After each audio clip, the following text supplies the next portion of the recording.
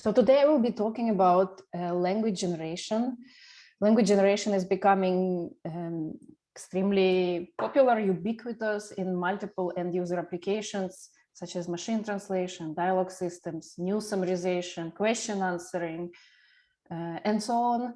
And it still has some issues with safety, with safe deployment. So today I will be talking about some of our research on evaluation and algorithms for safer deployment of language generation systems. So many of you, I think, have seen this graph in one version or another. It shows a huge growth, and really it is already outdated. So the biggest point is currently kind of small compared to an even bigger model on language generation model that is currently available. So language generation systems are becoming these very huge monsters that are powerful, very fluent, and useful in many setups, but are very hard to control and can be even dangerous to deploy in other setups. So here are some examples. I'm sure most of the attendees have actually seen some of those or others that I'm not showing. So large language models suffer from the lack of safety, suffer from social biases. They can discriminate users, they can be homophobic and racist. They can recommend the users to commit a suicide in a dialogue system. They can laugh in response to mental health issues. They have been shown to compromise users' privacy and even generate your social security numbers, and the list goes on. And even when the examples are not as extreme, they very often suffer from hallucinations. So this is an example from our recent paper.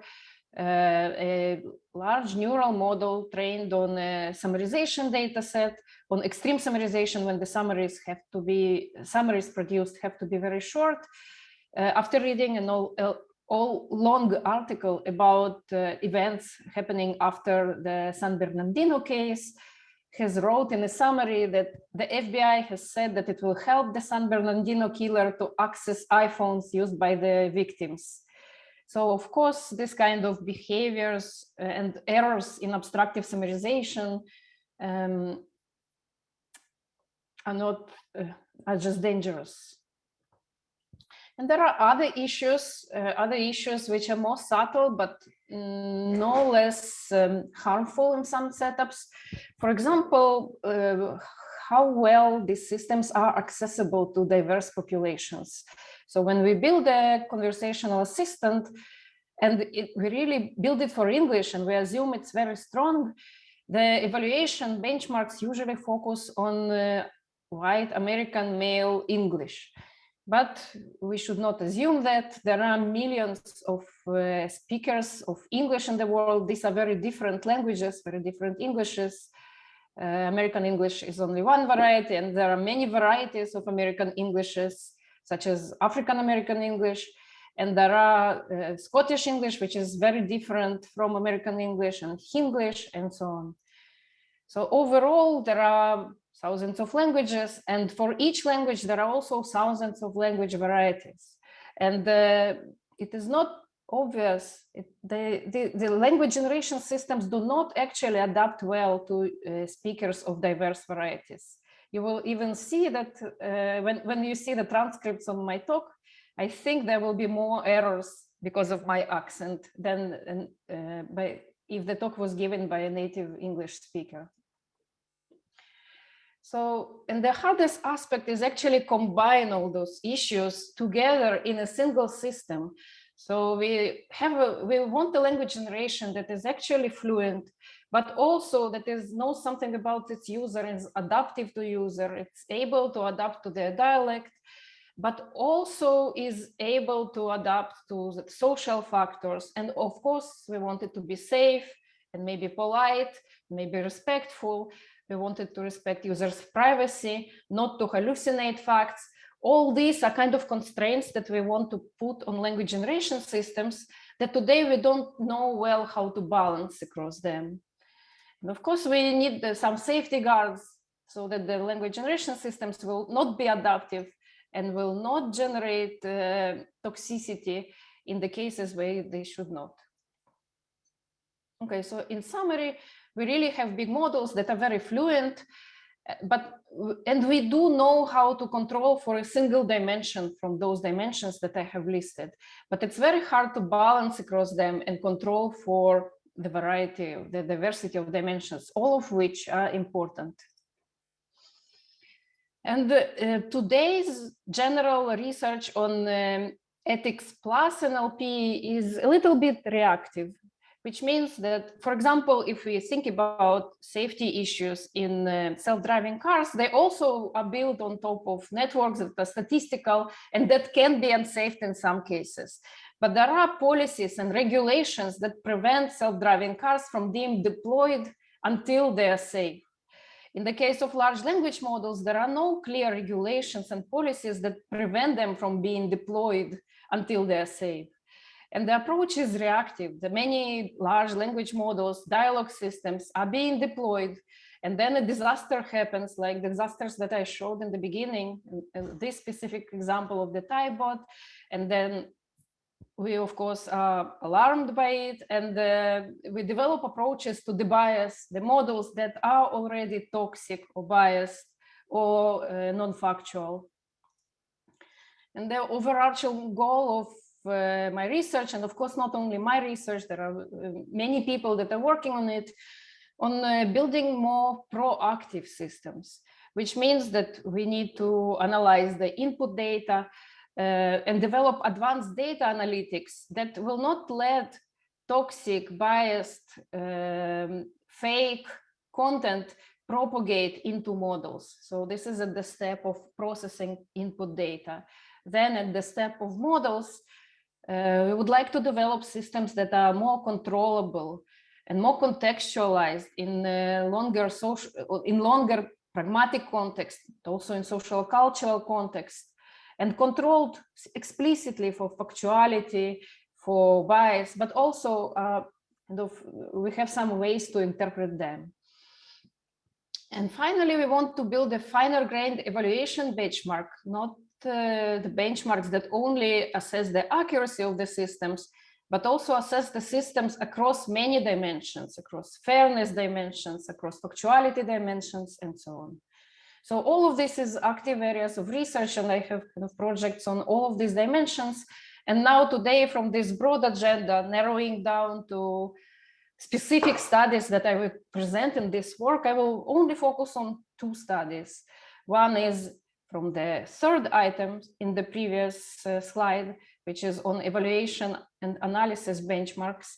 And I will discuss how I will propose a system for evaluating language generation systems, specifically for factuality. And the second study that I will present is a more technical study on how to incorporate finer-grained controls into language generation, and specifically how to balance those multiple constraints that I have been talking about so far. So this was an introduction, and I will move forward to the first part of my talk, which is evaluating factuality in language generation. And this work was done by my PhD students, Artidoro Pagnoni and Vidisha Balachandran. We presented it last year at NACO. And the goal is to evaluate the factuality specifically in abstractive summarization systems. Okay, so this is not the very first work to evaluate factuality in summarization. There is a rising awareness about the challenge of factuality. And actually, there were several studies before that, which I cite here in bullet 1, that showed that there are about 30% of factual errors in state-of-the-art summarization systems. However, although previous approaches indicated that a large proportion of summaries are non-factual, they also highlighted the difficulty of performing human evaluation in abstractive summarization. And it is not really clear whether humans even can agree on what is factual and what is not factual. So human evaluation is very expensive and time consuming. And this is why it is very difficult to understand whether systems that we build actually agree with human experts, with what people think is factual or non-factual. So the goal of our research and the challenges that we would like to address is first to figure out how to conduct a human evaluation. How can we evaluate factuality and abstractive summarization in a way that people actually agree on what is factual and what is not factual in text, given a long input document. And once we figure out the human evaluation, we can conduct the analysis of existing systems, what kind of errors they make, and then we can actually automatically check existing factuality evaluation metrics if they check for relevant factuality errors, and also if they agree with humans on the factuality errors that they make. So this is the study that I will discuss. So to enable human evaluation, and this is the first contribution of this work, we propose a typology of factual errors. So in the simplest case, factual errors can arise in a single sentence, and even less than in a single sentence, they can arise in preposition. So when we look at entities and events, or linguistically, when we look, for example, at agent, verb, and patient relationships in a predicate, we can analyze where errors can arise at this level of granularity in text. The second level of our typology focuses on discourse errors. So we look at cross-sentence links. And the third level of our typology focuses on broader errors related to context or grammaticality. So the first layer of our typology is also decomposed into several types of errors. And specifically, these are predicate errors, which means errors that are related to events described in sentences. The second type of errors is entity errors, errors that arise when people are mentioned or other entities are mentioned. So they're mentioned wrongly or together with incorrect actions.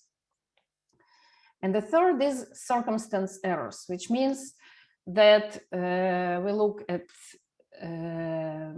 locations or time associations with an event. So these are not core elements specifying the circumstance when these elements are wrong. Okay, so the next layer of typology is related to discourse errors. And at discourse level, we distinguish between coreference errors, when the wrong pronoun is used, or it's wrongly connected, it's not correctly connected through coreference link to a previously mentioned entity, and also discourse link errors, when the statements linked together incorrectly in terms of causality or temporal ordering. And the final layer of our typology, more broader layer, it looks at out of article layers, which means when the summary includes some facts that are not in the article, and also grammaticality errors, when the output is not fluent enough to understand whether the output is factual or not. And we have the other element, the element in the typology that is called other, that is supposed to draw the types of errors that we didn't think about.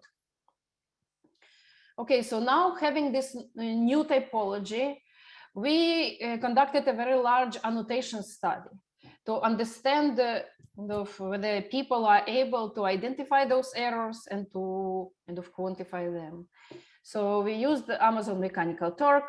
We took two most popular summarization data sets, CNN and Daily Mail. This is news data set, and the second data set is XSUM, Extreme Summarization data set, which produces very short summaries. And we trained 9 different systems. So these were very diverse systems. They were based on trained from scratch or on top of large pre-trained models like BART. With different architectures, some architectures focus on more extractive summarization, some architectures focus on more abstractive summarization. And we developed an interface and trained Amazon Mechanical Turk annotators to specifically work with the typology that we propose. And then people have annotated summarization errors in the following way. So people see the sentence from a summary, and then and they see in front of them the input article and the summary. And for every sentence, they can identify whether there are factual errors in the summary and what are the types of errors from our typology. So in fact, we choose two summarization data sets because we see that the data sets have very different properties in terms of length of articles, length of summaries, and so on. So we identify also very different errors in two data sets. And when people annotate 500 articles across these two sentences, across 9 systems, this resulted in around 750 human hours of annotation. So this was a very large annotation effort. So now in terms of results, what kind of errors actually appear in summarization and whether humans are able to identify them. So first of all, we see that in terms of agreement of human annotators, Mechanical Turk annotators with expert annotators, which means people who introduce the typology and analyze the errors, we see that the agreement is above 80%, which is very hard. I know that this is actually a very hard task to identify what is factual and what is not, given a lot of information, a long article in the output.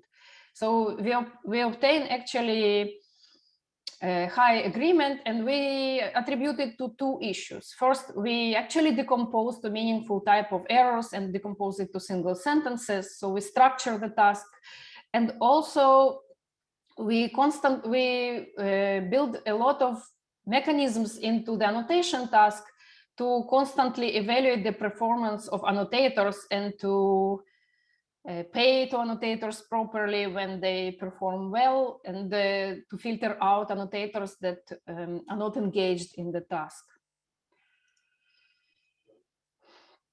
Now, in terms of factual errors that language summarization systems make, so you can see on the left, the red columns focus on systems trained on news data, CNN Daily Mail, and on the right, extreme summarization data set. So you can see that the very best system, which is BART, trained on news summarization data set, which is easier, it still obtains 23.8% of factual errors. So quarter of the sentences produced by the systems have errors. And on the right, you can see the extreme summarization data set when there is just one or two sentences that describe the input article. Almost every sentence, almost every summary, so around 96%, and in the lowest case, 83% of systems have some factual errors. So this shows really the urgency of working on factuality in abstractive summarization. Now, in terms of what kind of errors systems make, so again, on the left, we have CNN Daily Mail, on the right, abstractive summarization. We can see that most common types of errors are entity errors, which is orange bars on the left and on the right. And also the second common type of errors are, so in longer summaries, it's coreference errors, so errors that connect us referring entities and their pronouns mentioned later. And on the right, there is a lot of yellow bars correspond to hallucinated information. So systems really hallucinate a lot of things that did not appear in the source document. And we see that the other category almost doesn't appear, which means that our typology covers well the types of errors that the systems can produce. So now when we have these annotations, we can compare different approaches, state-of-the-art approach, evaluation of factuality, compare them against human annotations. So we take the summary and we evaluate the summary using existing factuality metrics proposed recently. And we correlate these results with human annotations of errors. So when we look at correlation results, we see that the correlations between the actual metrics that we have been using and the errors that systems make are very, very low. So in the best case, the best measure, so Rouge, first of all, which is the standard measure for the quality of summarization, it attains 0.13 correlation, which is low correlation. Now, the best correlation is around 0.3. This is BERT score. And specialized metrics such as FACT-CC or based on question generation or entailment, they attain even much lower correlation with human judgments than BERT score. So all this really tells us that existing factuality metrics do not work yet, and we as a community, as a field, need to develop new approaches to evaluating the factuality of generated language. So this concludes this study, and to summarize, we release all the resources. We release the typology of factual errors. We release all the human annotations of over 2,000 summaries, sentence by sentence. And we release the automated benchmark for people. If they work on factuality metrics, they can evaluate them. They can measure how metrics aligns with human judgments. So in the current project, together with my students, we work on developing the factuality metrics that attains hopefully a better correlation with human judgments. And for this, we build representations of facts that are related to our typology, so representations of facts in the predicate, in entities, and the higher and higher level relationships. And we compare these representations in embedding space, for example, using BERT score. So this concludes the first part of my talk. I'm happy to take questions on the first part before moving to the second part. If there are no clarification questions, so we can leave them for later. I think that's a good idea. Okay, so there are no open questions, then we can move to the second part. So now I want to shift gears to the questions of modeling. In the second part, we focus on an approach for controllable text generation. So an approach that allows us to incorporate multiple fine-grained constraints, such as factuality, if we had a good factuality classifier, but also for politeness, formality, toxicity constraints into language generation and make them work together. Okay, so before we discuss controlled generation, let's start with the type of language generations that are out there. So when we have a large language model, we can set up language generation in two ways. In the first way, given an input X, which is a prompt, we can generate a continuation of this prompt. This is kind of an unconditional language generation. Given a prompt, generate a continuation. We generate a Y. In a second setup, given an input text, for example, a source sentence in a source language, we can generate an output. For example, a translation of this sentence in a target language, or with a source long article, which can generate the target summary, and so on. So these are two setups, prompt-based and conditional language generation. And as you can see in my slide, there have been problems found in both setups, such as toxic continuations that language models can produce, or hallucinated translations. So what we explore in this work is how to control for attribute of generated text. And more formally, we want to generate text that maximizes the language model probability, but also additional functions defined on generated text. Functions can be the toxicity or semantic similarity between input and output.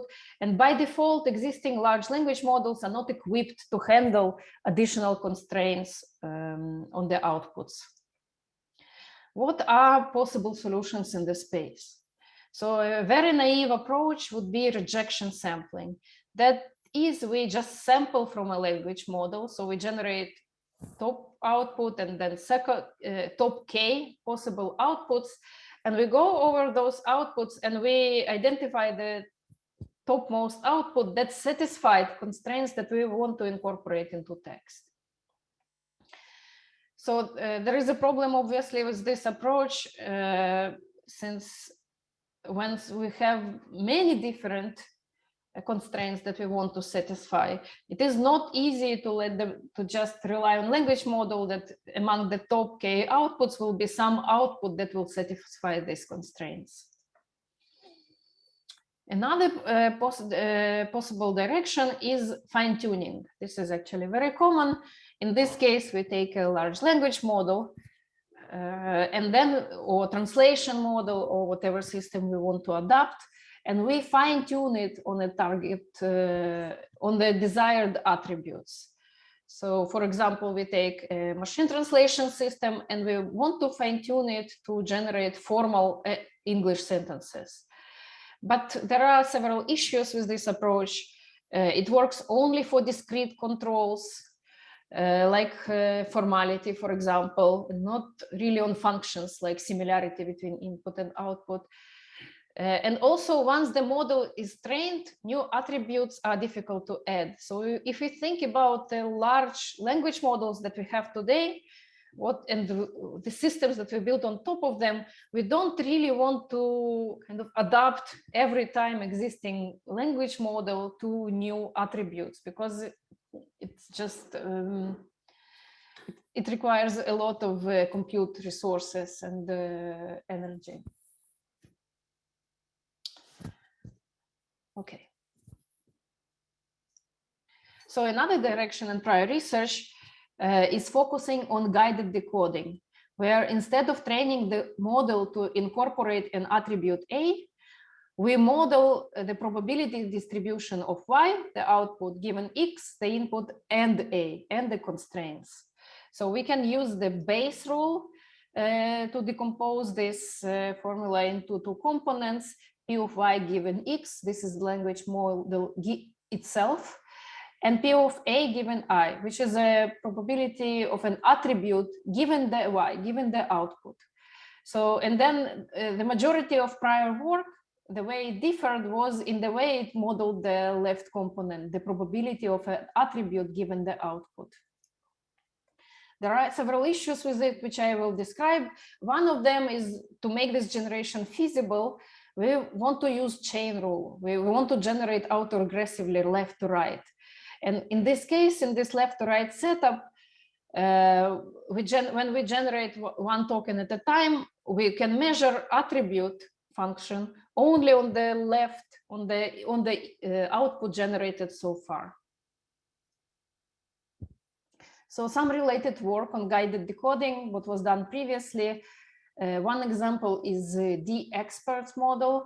This model uses combinations of different language models that model attribute probabilities, PPLM, plug and play language models. They incorporate control attributes through gradient updates on model activations, and fudge. Fudge, this is current state of the art and our baseline, which combines the language model with classifier probabilities in the model to generate the outputs. Okay, so as I preluded in the previous slide, there are several drawbacks in generally with approaches to guided decoding. First of all, they generate autoregressively, which means that the attribute function is applied on the prefix generated so far. And when we want to think about toxicity or politeness, we really can evaluate it well when we only look at the full sentence and not only at the short prefix. Second, they only enable us to implement probability distributions and not arbitrary functions. For example, we cannot model a function that is a function not only of the output, but also of the input. And finally, in these approaches, they follow a heuristic approach. So the attribute control is not guaranteed. So in this work, what we propose to address this concern by really changing the decoding paradigm. So rather than building an autoregressive model and fine-tuning it or using guided decoding, we use the paradigm that is called trainable decoding. So in trainable decoding paradigm, we keep the language model and the attribute functions fixed. And what we do at inference time, we train the output parameters for every possible output. So this type of architecture, which I will go a little bit in more detail in the next slides, the type of architecture that is called trainable decoding, which means to train output parameters at inference time, it is not a new architecture. It was proposed before, but it is very difficult to make this architecture work well. And the contribution of our approach is a novel loss function, a new objective, which enables us to balance between different constraints in the output and not to resort to a very broad hyperparameter search. So now I will discuss what kind of objective we propose without explaining how we propose it, how we implement it.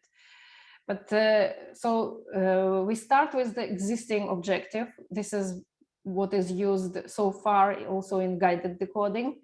So we want to this is what I showed in previous slide. We want to maximize the probability of y given x and the probability of a given y.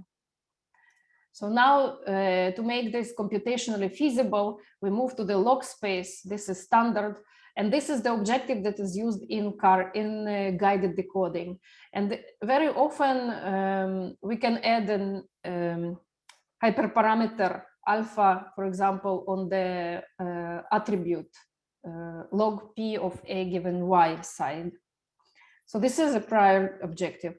So what we achieve in this work, in the objective that we develop, is two things. First,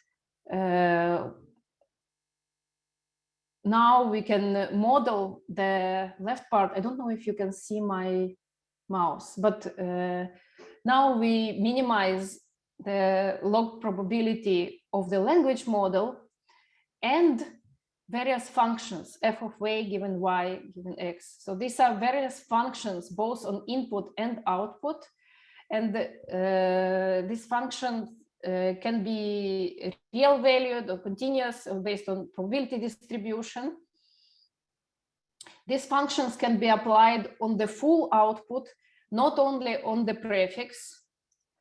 And finally, the objective that we develop actually enables us to combine several such functions when the parameters lambda1, lambda2, these are weights on these functions. They're actually not hyperparameters, but parameters in our model, which means the model can learn the weights lambda1, lambda2, and so on, can learn to balance the output functions applied on the output without us needing to do hyperparameter search to find the right balance. So this is a main contribution of this work. Now I will show how the actual architecture kind of built. So to reiterate, given an input x, our goal is now to minimize the loss that I presented in the previous slide. So this is a loss with respect to output y. So where we have the language model, this is large pre-trained models such as GPT-2 or BART. And in addition, we have various attribute models. This can be toxicity classifier, factuality classifier, politeness classifier, and so on. So we can have actually many of those. Okay. So now what we want to optimize, this is actually the parameters of our system. is the output parameters. So we represent every word in the output. We define the output length, and then we represent every word in the output as a vector. And this vector is initialized randomly. And then when we for every input and output, when we want to generate an output, we initialize y and we have the x. We pass x and y through all the models, through attribute models and through the language model, and we calculate the objective. And then we backpropagate the loss, but we do not update the models. The only thing that we update is actually the output, the y, the output parameters. And we apply gradient descent to learn the vector y. So this will be actually our output vector, and which means we don't generate autoregressively, but we generate the whole output at the same time at inference time. So now I will go a little bit in more detail on the objective, how we achieve the objective that I mentioned. So again, I don't want to go into the issues with prior work, which I already mentioned. So the issues are that when we try to balance different constraints on the output, different probabilities of y given of a given y, these objectives may lie on different scales. Then it's very difficult to balance them. Then we need to do a broad hyperparameter search to manage to balance them, and it doesn't work very well. So what we do, we learn how to weight these attributes automatically. And for this, we turn this problem into constraint optimization problem, into Lagrangian optimization. So instead of letting the attribute functions to be freely minimized, we constrain them to be lower than a threshold. So our primary objective is just to minimize the loss on the language model. And we have a bunch of constraints. These constraints are functions. And in these constraints, then the threshold is a hyperparameter. So for example, a constraint can be a classifier of toxicity. And then a threshold, the hyperparameter, is intuitive. So we want to make the toxicity probability to be lower, for example, than 0.9, or probability of an output to be non-toxic to be very high. And we have a lot of such constraints, and we run Lagrangian optimization to incorporate these constraints into objective. Okay, so basically, so this is a difference. We are moving from the standard optimization to Lagrangian optimization, and we incorporate various functions as constraints. And the difference now is that lambda, which was a hyperparameter in the linear combination, now becomes an optimizable parameter. And now I will describe how the optimization works. So when we optimize the model, we have two types of parameters, parameters of outputs, which are y, and lambdas, which are weights on the functions. And we run gradient descent on the y, on the output parameters, and gradient ascent on lambdas. So lambdas, kind of in this way, with gradient ascent, lambdas keep increasing until constraints are satisfied, and then they start decreasing to minimize the loss, the overall loss in a combination of the language model and the parameters. Okay, so to summarize, this is the architecture that we propose. This is a trainable decoding architecture in which we don't minimize the language model, we don't update the language model, don't update attribute models.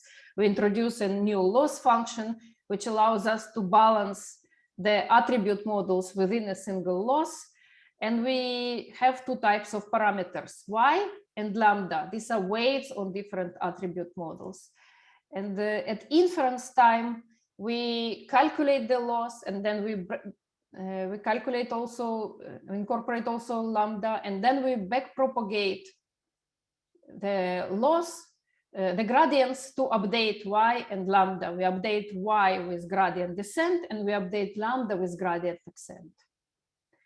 So this is a model that we introduce.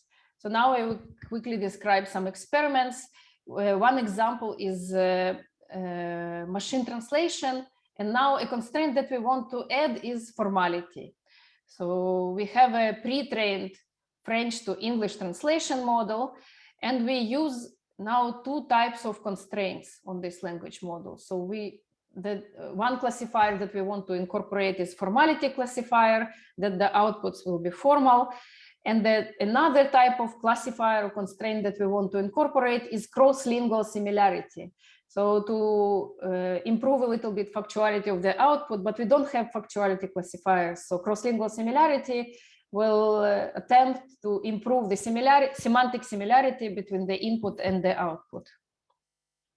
So here are results on French-English machine translation.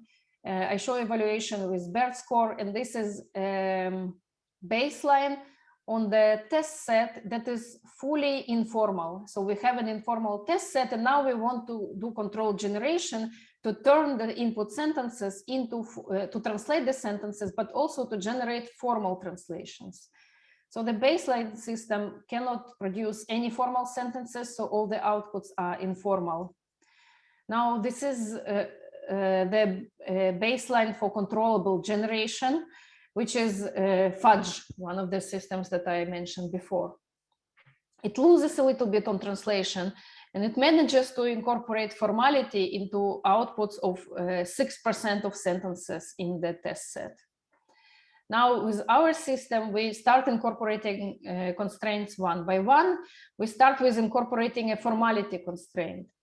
In this way, our system actually loses on the quality of translation even to the baseline, but attains much higher percentage of output sentences that achieve higher formality. So 30% formality. And now we incorporate the next constraints, which is also semantic similarity constraint. We improve the quality of translation, the semantics outputs, but also we don't lose too much on formality. So we still outperform significantly existing state-of-the-art baselines on control generation while preserving the reliability of outputs. And we have many more experiments in the paper, which I will not go into. I think the experiments that we present are less interesting, which I presented right now, because we don't have very good data set to control for many different constraints.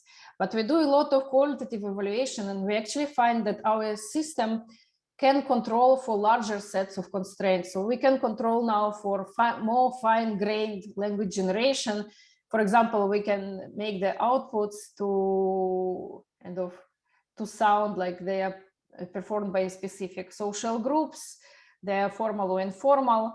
We can modulate the sentiment of outputs. Can you move the sentiment from 2 star to 1 star to make it a little bit less positive or a little bit more positive, and so on.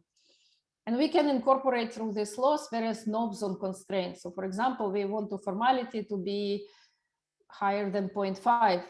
And in the next sentence, we want formality to be higher than 0.7. So this approach allows a much more fine-grained control on language generation. But of course, as you see, the problem is far from being solved. Okay, so I will skip the limitations, and I want to move to understanding like where we move from there. So obviously what we want to achieve is now to incorporate real interesting constraints into language generation. We want to be able to control for factuality, and we also want to incorporate toxicity constraints. And this is currently an ongoing work. These are other ideas which are more technical, how to make this system more faster. And also in another research project, we are trying now to focus on personalization and incorporate dialects into and just language varieties as constraints into language generation. So rather than producing text in American English, we would like to produce it, for example, in Nigerian English. These are all ongoing projects. Just a couple of words on ethical considerations of this research. So of course, whatever I showed and any other work does not solve yet the problem of hallucinations. So every language generation still is not factual and not safe fully to be deployed into the wild. And also with incorporating finer grained controls, we improve the quality of generation, but also increase the risks of dual use of such models, because with better kind of control, models can be personalized better, and they can be used for the good and for the bad, for example, for manipulation.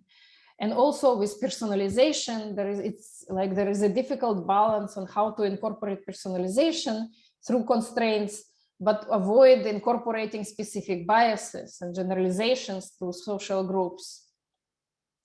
And the privacy issues, as I mentioned, in every language generation system. So thank you very much for listening. I presented 2 papers, one on evaluating factuality and another is on controlling for language generation. I'm very happy to take questions on either or both and to discuss. Thank you for listening. Thank you so